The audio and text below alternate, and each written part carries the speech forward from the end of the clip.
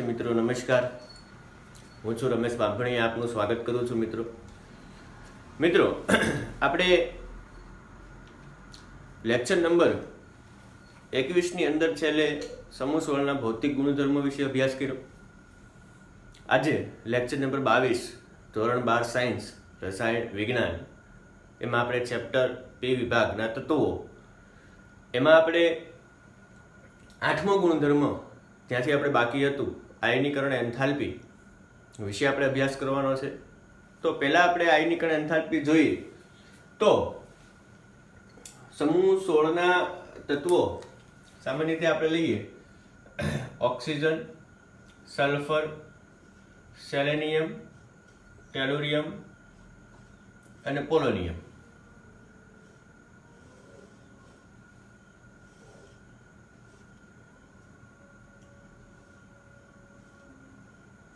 મિત્રો સમૂહમાં ઉપરથી નીચે તરફ જઈએ આપણે એમાં આપણને ખ્યાલ છે કે પરમાણુય કદ વધે એટલે કે ઇલેક્ટ્રોન કેન્દ્રથી દૂર ગોઠવાય। હવે જેમ જેમ ઇલેક્ટ્રોન કેન્દ્રથી દૂર ગોઠવાતો જાય એમ ઇલેક્ટ્રોન અને કેન્દ્ર વચ્ચેનું અંતર પણ કેવું થતું જાય, વધતું જાય। હવે અંતર વધે, ઇલેક્ટ્રોન અને કેન્દ્ર વચ્ચેનું અંતર વધે એટલે આકર્ષણ ઘટે અને આકર્ષણ ઘટે એટલે ઓછા આકર્ષાયેલા ઇલેક્ટ્રોનને દૂર કરવા માટે ઓછી ઉર્જા આપવી પડે।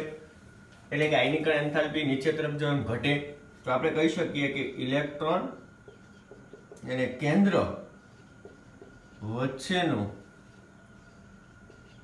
અંતર વધે એટલે કે ઇલેક્ટ્રોનનું આકર્ષણ ઘટે અને તેથી આપણે કહી શકીએ કે સમૂહમાં જેમ જેમ ઉપરથી નીચે તરફ જાઓ સ્વાભાવિક છે કે આમાં ઇલેક્ટ્રોનનું આકર્ષણ ઓછું હોય, આમાં વધુ હોય, આમાં ઇલેક્ટ્રોનનું આકર્ષણ ઓછું હોય। એટલે કે પોલોનિયમમાં ઇલેક્ટ્રોનને દૂર કરવા માટે ઓક્સિજન કરતાં ઓછી ઉર્જા આપવી પડે અને ઓક્સિજનમાં ઇલેક્ટ્રોન દૂર કરવા માટે વધુ ઉર્જા આપવી પડે। એટલે કે આયનીકરણ એન્થાલ્પી ઘટે તો એનો આપણે ક્રમ લખી શકીએ કે સૌથી વધુ આયનીકરણ એન્થાલ્પી કોની? તો કે ઓક્સિજનની, એનથી ઓછી સલ્ફરની, એનથી ઓછી સેલેનિયમની, એનથી ઓછી ટેલુરિયમની અને સૌથી ઓછી આયનીકરણ એન્થાલ્પી કોની? તો કે પોલોનિયમની। હવે વાત આપણે કરીએ મિત્રો સમૂહ 15 ની સરખામણી આપણે સમૂહ 16 ના તત્વો સાથે કરવાની।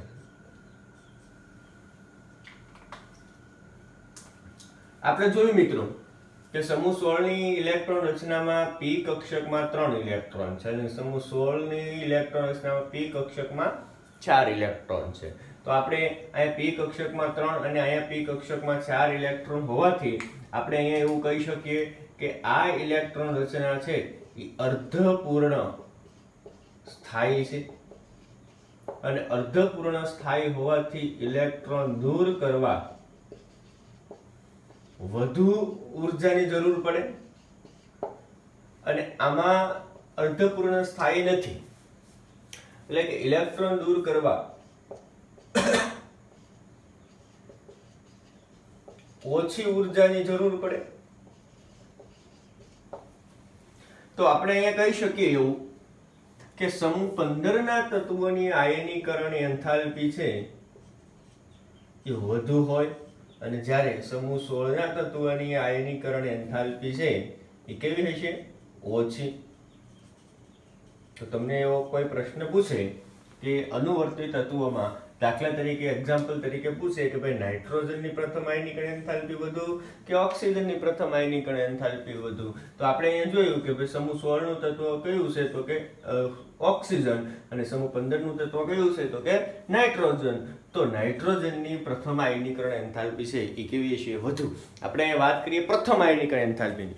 દ્વિતીય આયનીકરણ એન્થાલ્પીમાં તમે જુઓ તો પહેલો ઇલેક્ટ્રોન દૂર કર્યા પછી આની p2 ઇલેક્ટ્રોન રચના થશે અને આની p3 ઇલેક્ટ્રોન રચના થશે, તો પછી આ અર્ધપૂર્ણ સ્થાયી થઈ. તો દ્વિતીય આયનીકરણ એન્થાલ્પી વધુ પાછી કોની આવશે? સમૂહ 16 ના તત્વની. એટલે કે પ્રથમ આયનીકરણ એન્થાલ્પી સમૂહ 15 ના તત્વની વધુ હોય અને દ્વિતીય આયનીકરણ એન્થાલ્પી છે એ સમૂહ 16 ના તત્વની વધુ હોય છે. તો આ આપણે વાત કરી મિત્રો આયનીકરણ એન્થાલ્પીની. ત્યારબાદ પરમાણુ અને આયનની ત્રિજ્યા જોઈએ.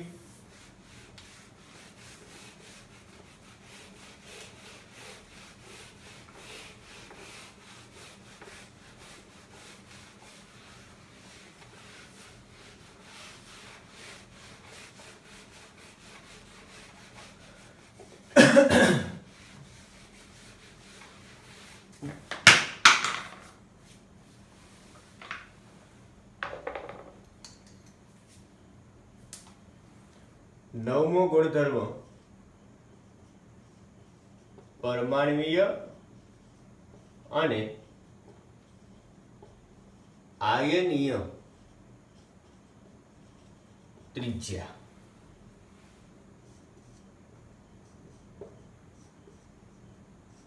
તો એમાં પણ પહેલા આપણે તત્વો લઈશું. તો પહેલું તત્વ ઓક્સિજન, સલ્ફર, સેલેનિયમ, ટેલુરિયમ અને પોલોનિયમ.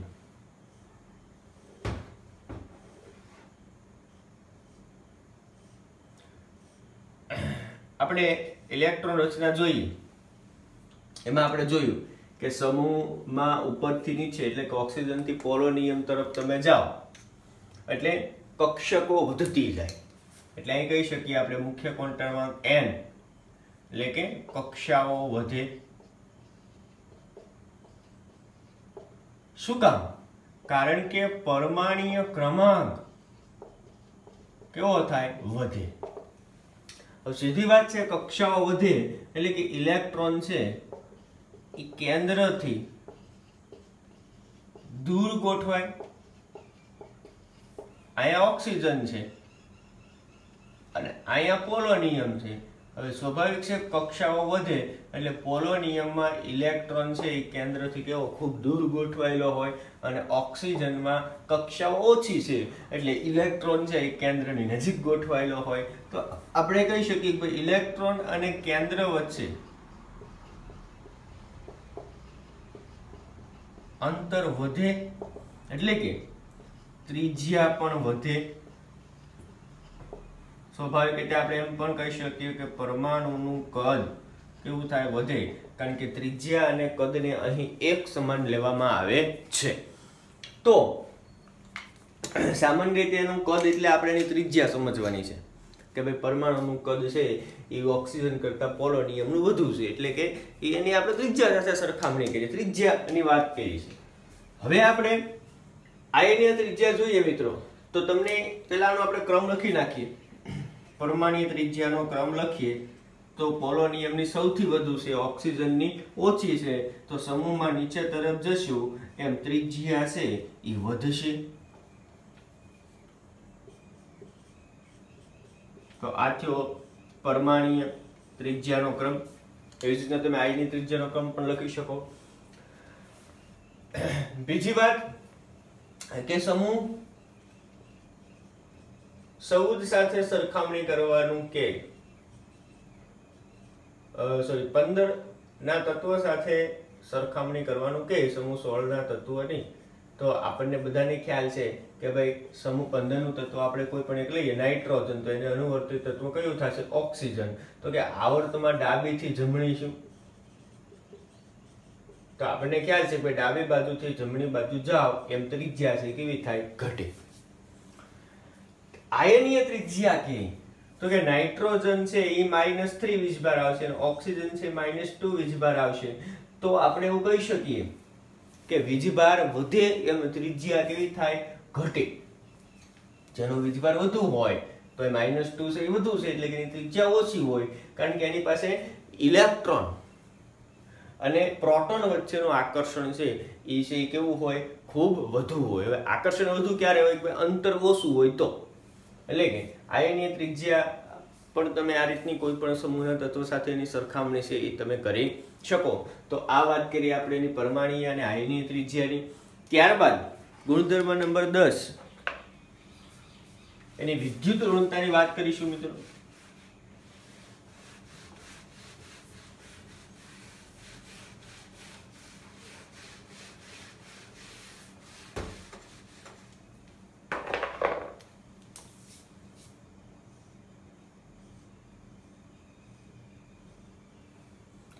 દસમો ગુણધર્મ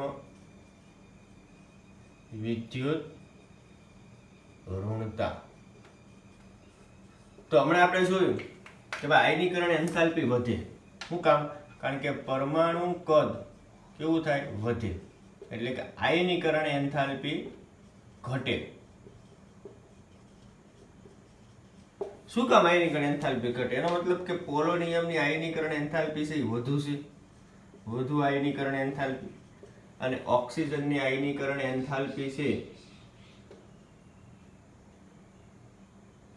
પોલોનિયમની કેવી આવશે, ઓછી, અને ઓક્સિજનની આયનીકરણ એન્થાલ્પી કેવી છે, વધુ. એનો મતલબ કે અહીંયા ઇલેક્ટ્રોન વધુ આકર્ષાયેલો છે, અહીંયા ઇલેક્ટ્રોન ઓછો આકર્ષાયેલો છે. ઇલેક્ટ્રોનનું આકર્ષણ, જેને આપણે શું કહીએ, વિદ્યુત ઋણતા. તો આપણે એવું કહી શકીએ કે ભાઈ ઇલેક્ટ્રોનનું કેન્દ્ર પ્રત્યેનું આકર્ષણ ઘટે. તો આકર્ષણ એટલે હું વિદ્યુત ઋણતા, એટલે આપણે એવું કહી શકીએ કે ભાઈ વિદ્યુત ઋણતા સમૂહમાં ઉપરથી નીચે તરફ જતા કેવી થાય, ઘટે. જો વિદ્યુત ઋણતા ઘટતી હોય તો વિદ્યુત ધનમયતા કેવી થાય, વધે. તો આપણે કહી શકીએ કે ઓક્સિજન છે એ સૌથી વધુ વિદ્યુત ઋણમય છે અને પોલોનિયમ છે એ સૌથી વધુ ધનમય છે. તો એ બંનેનો ક્રમ આપણે લખી શકીએ. પહેલા આપણે ઋણતાનો ક્રમ લખશું. તો સૌથી વધુ છે એ ઓક્સિજન વિદ્યુત ઋણમય, સમૂહમાં નીચે તરફ જતા વિદ્યુત ઋણતા છે એ કેવી થાય, ઘટે. પછી અહીંયા આપણે ધનમયતાનો ક્રમ લખશું. તો ઓક્સિજનની ધનમયતા ઓછી, સમૂહમાં નીચે તરફ જાવ એમ ધનમયતા કેવી થાય, વધે. તો આ વાત કરીએ આપણે એની વિદ્યુત ઋણતાની. અને એક છેલ્લી વાત આપણે કરવાની છે ઓક્સિડેશન અવસ્થા, કે ભાઈ સમૂહ 16 ના તત્વો છે એ કઈ કઈ ઓક્સિડેશન અવસ્થા ધરાવે અને ક્યારેક ક્યારેક કેવી ઓક્સિડેશન અવસ્થા ધરાવે એની આપણે વાત કરીએ. તો ઓક્સિડેશન અવસ્થાની અંદર પહેલા આપણે સામાન્ય ઓક્સિડેશન અવસ્થા જોઈશું.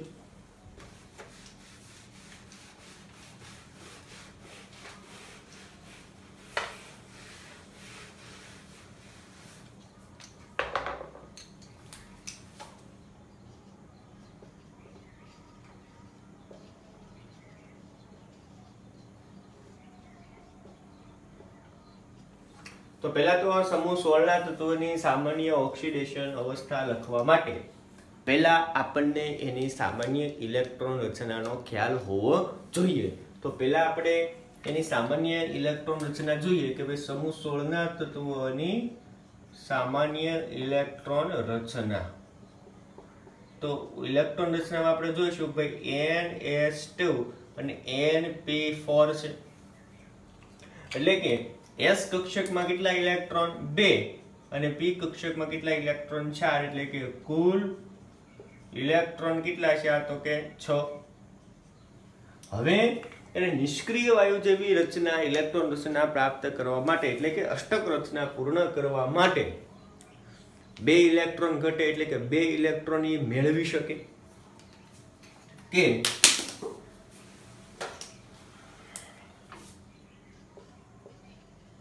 અષ્ટક રચના પૂર્ણ કરવા 2 ઇલેક્ટ્રોન મેળવે, એટલે કે 2 ઇલેક્ટ્રોન મેળવે. હવે પણ ઇલેક્ટ્રોન મેળવે ક્યારે, કે ભાઈ સામે વિદ્યુત ધનમય તત્વ હોય તો. પણ જો સામે વિદ્યુત ઋણમય તત્વ હોય તો સમૂહ 16 ના તત્વોને ઇલેક્ટ્રોન છે એ શું કરવા આપણે, ગુમાવવા પડે. તો એ વધુમાં વધુ કેટલા ઇલેક્ટ્રોન ગુમાવી શકે, તો કે 6. તો આપણે એવું કહી શકીએ તેવી જ રીતના તે વધુમાં વધુ 6 ઇલેક્ટ્રોન ગુમાવી અષ્ટક રચના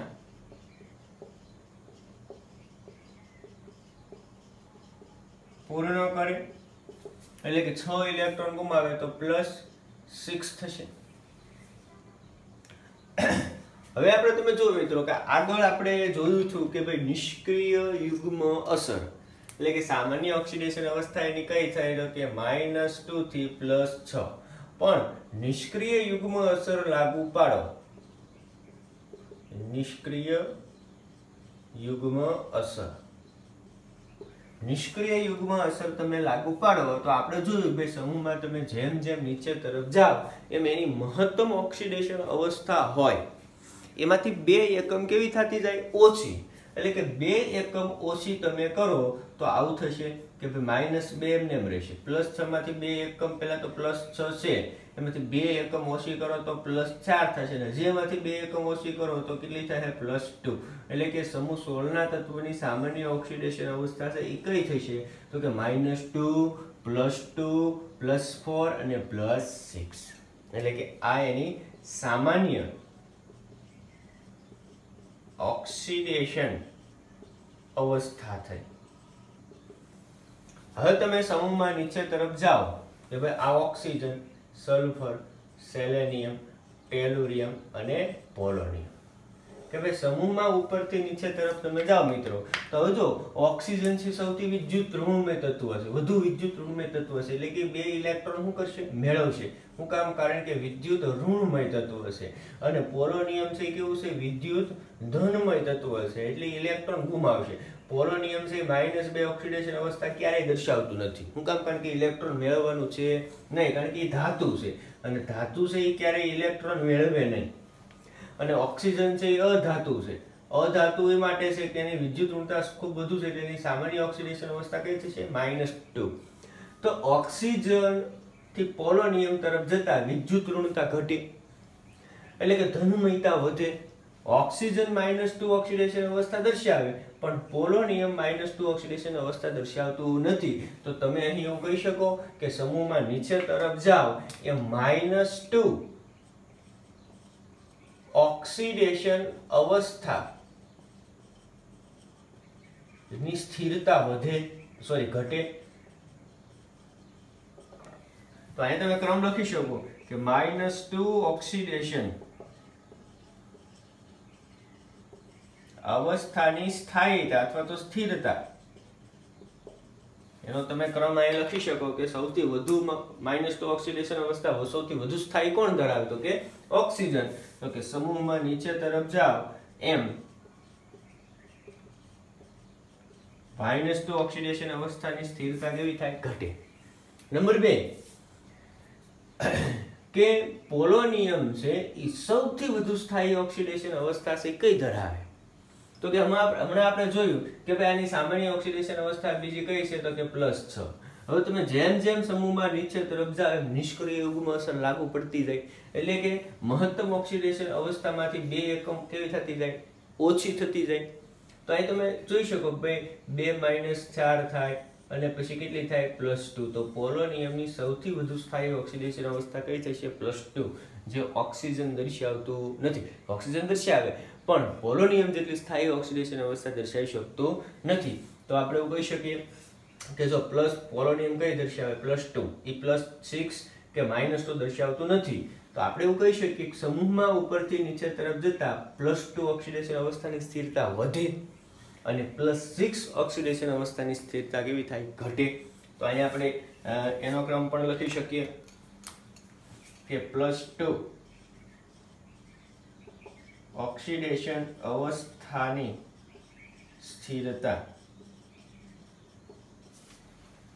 તો વધે. તો એનો ક્રમ આપણે અહીં લખી શકીએ કે સૌથી ઓછી સ્થાયી +2 ઓક્સિડેશન અવસ્થા કોણ દર્શાવે તો કે ઓક્સિજન, એનાથી વધુ સલ્ફર, એનાથી વધુ સેલેનિયમ, એનાથી વધુ ટેલુરિયમ અને સૌથી વધુ પોલોનિયમ. ત્યારબાદ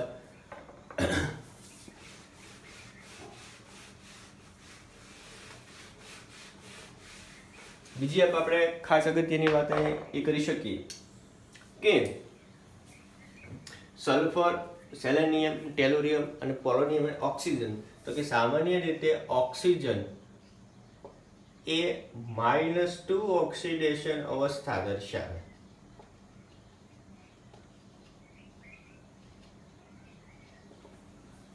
એના કોઈ પણ સંયોજનોમાં ઓક્સિજન છે એ કઈ ઓક્સિડેશન અવસ્થા દર્શાવશે? -2. પરંતુ એના ફ્લોરિન સાથેના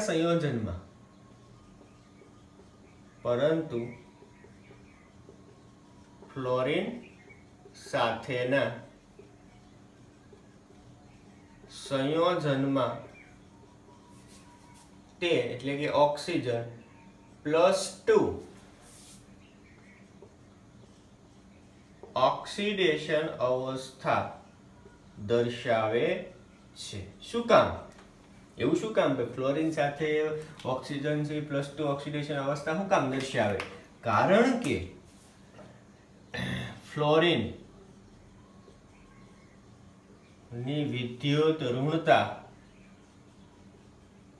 વધુ હોય છે અને ફ્લોરિનની વિદ્યુત ઋણતા વધુ હોવાથી ફ્લોરિન ઇલેક્ટ્રોન શું કરવાનો? મેળવવાનો. તો ઓક્સિજનને ન છૂટકે ઇલેક્ટ્રોન શું કરવા પડશે? ગુમાવવા પડે. બીજી વાત કરીએ આપણે કે સલ્ફર, સેલેનિયમ અને ટેલુરિયમ તેના ઓક્સિજન સાથેના સંયોજનમાં +4 ઓક્સિડેશન અવસ્થા અને ક્યારેક +2 કે +6 ઓક્સિડેશન અવસ્થા પણ દર્શાવે છે. પણ સૌથી વધુ મોટા ભાગે કઈ ઓક્સિડેશન અવસ્થા દર્શાવે? +4. અને આગળ કીધું એમ કે પોલોનિયમ ધાતુ હોવાથી અને નિષ્ક્રિય યુગ્મ અસર વધુ હોવાથી તે માત્ર +2 ઓક્સિડેશન અવસ્થા દર્શાવે છે. તો આ વાત કરીએ આપણે ઓક્સિડેશન અવસ્થાની. છેલ્લે એક વાત કરીએ આપણે મૌખિક કે સમૂહ 16 ના તત્વમાં પહેલું તત્વ ઓક્સિજન છે. તો ઓક્સિજન છે એ સમૂહ 16 ના તત્વના અન્ય તત્વો સાથે અનિયમિત વર્તણૂક દર્શાવે. એવું શું કામ? કારણ કે આપણે જોયું કે સમૂહ 16 ની અંદર ઓક્સિજનની વિદ્યુત ઋણતા વધુ, એની આયનીકરણ એન્થાલ્પી વધુ અને ખૂબ નાનું કદ અને ડી કક્ષકની ગેરહાજરી. ફરી એક વાત કે સમૂહ 16 માં ઓક્સિજનની વિદ્યુત ઋણતા વધુ, આયનીકરણ એન્થાલ્પી પણ ખૂબ વધુ, કદ પણ ખૂબ નાનો અને એની ઇલેક્ટ્રોન રચનામાં જો તો ડી કક્ષકની ગેરહાજરી છે. આ 4 ગુણધર્મને લીધે ઓક્સિજન છે એના જ સમૂહના અન્ય તત્વોથી કેવા ગુણધર્મ ધરાવે? જુદા. કયા? તો કે સામાન્ય ગુણધર્મ આપણે સમૂહ 15 માં નાઇટ્રોજનના જોઈએ. એવી જ રીતે કે ભાઈ ઓક્સિજન છે એ બહુબંધ બનાવી શકે પણ સમૂહના અન્ય તત્વો જેવા બહુબંધ બનાવી શકતું નથી. શું કામ? કારણ કે એની પાસે ડી કક્ષક છે નહીં. એટલે કે ઓક્સિજન કયા બંધ બનાવવાનું વલણ વધુ ધરાવે? તો કે p બંધ. જ્યારે સમૂહના અન્ય તત્વ d બંધ કે d બંધ બનાવવાનું વલણ વધુ ધરાવે કારણ કે એની પાસે ડી કક્ષક હાજર છે. નંબર 2 કે ઓક્સિજન ના ઓક્સાઇડ છે એ સ્વભાવે વધુ એસિડિક હશે, જ્યારે સમૂહના અન્ય તત્વોના ઓક્સાઇડની એસિડિકતા ઘટતી જશે. ઓક્સિજન છે વાયુ સ્વરૂપે હોય જ્યારે સમૂહના અન્ય તત્વો છે ઘન સ્વરૂપે અસ્તિત્વ ધરાવે. ઓક્સિજન દ્વિપરિમાણીય O2 તરીકે અસ્તિત્વ ધરાવે જ્યારે સમૂહના અન્ય તત્વો બહુપરિમાણીય એટલે કે અષ્ટક પરમાણીય. આપણે જોયું કે સલ્ફર S8, સેલેનિયમ Se8 તરીકે અસ્તિત્વ ધરાવે. તો આવા કેટલાક ગુણધર્મો છે કે જે તમને પરીક્ષામાં 1 માર્ક્સમાં પૂછાઈ શકે. તો આપણે આજનો લેક્ચર છે એ આ પૂરતો રાખીએ. આવનારા લેક્ચરમાં ફરી પાછા આપણે મળીશું. એમાં આપણે ઓક્સિજનના સંયોજનો ભણ્યા પહેલા આપણે એના રાસાયણિક ગુણધર્મો હાઇડ્રાઇડ, ઓક્સાઇડ અને હેલાઇડ વિશે આપણે અગત્યની વાત કરીશું. આજનો લેક્ચર છે આપણે 22મો લેક્ચર છે એ ઓક્સિડેશન અવસ્થા સુધી આપણે રાખીશું. નમસ્કાર મિત્રો, ઘરે રહી અને ખૂબ જ બધું મહેનત કરો એવી હું આશા રાખું છું. નમસ્તે.